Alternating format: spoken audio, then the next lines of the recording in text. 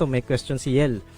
Anong magagawa ng isang Pilipino para makatulong sa solve ng problema sa politika? Question, halatang halata na ginagago lang tayo ng mga politiko, saan tayo magrereklamo kung mismong buong gobyerno ang pinuno ng korupsyon. O sige, bago tayo pumunta doon, kasi kapag ka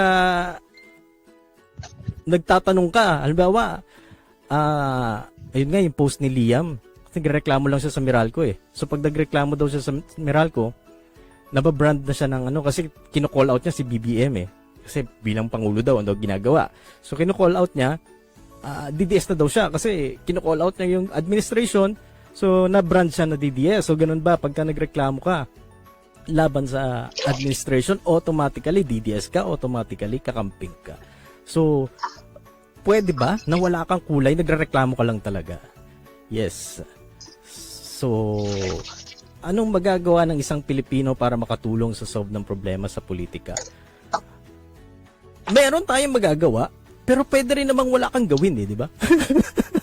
Ito pananaw ko No, pwede ka namang walang gawin sa saligang batas nga natin nakalagay sa sa Bill of Rights, di ba? Ang sabi, no law shall be passed abridging the freedom of speech or freedom of expression. So sinabi naman doon freedom of expression di ba? So kung ang expression mo ay ganito lang, expression pa rin di ba? Diba ba? Bakit kailangan nating mamili? Bakit kailangan tayong i-push ng mga taong active sa politika na makiboses sa politika? No? Ang petos yung nagsasalita baka naka-mute ka lang or parang umiilaw-ilaw yung pangalan nila na letter R. R. Bawal daw yung sa middle. Oo nga sabi ni Jay bawal daw yung sa middle. Diba? Parang, bakit? Bakit bawal?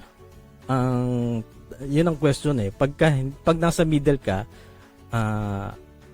parang nandidiri sila. Meron akong nabasa pa nga na mas nakakadiri ka kasi apolitical ka, parang gano'n.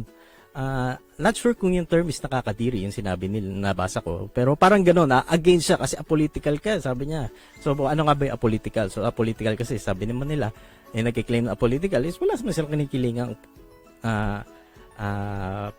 political camp, no?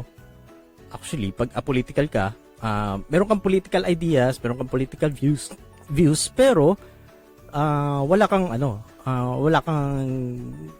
kang sinasabing panig mo. Sinasabi mo lang. Ang ideas kasi, ang idealism natin is nabubuo naman yan sa sa upbringing mo, sa experiences mo, di ba? So, pwedeng kasi sinasabi nung isang nag-post nga imposible either liberal ka, either communist ka, either socialist ka, mamili ka na lang. Parang ganoon. Parang paano ka mamimili sa bagay na hindi mo alam, 'di ba? Wala daw pong pake pag apolitical. Well, ang halimbawa kasi ang isang apolitical ay halimbawa ang AFP. So branch sila under sila ng sa DND, no? So, bawal silang makialam bilang parte sila ng gobyerno. Apolitical sila. Bawal silang makialam sa mga issues ng politics.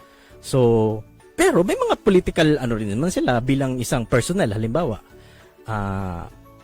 kabuuan ng AFP sa political, pero yung personnel, meron siyang sariling idealism.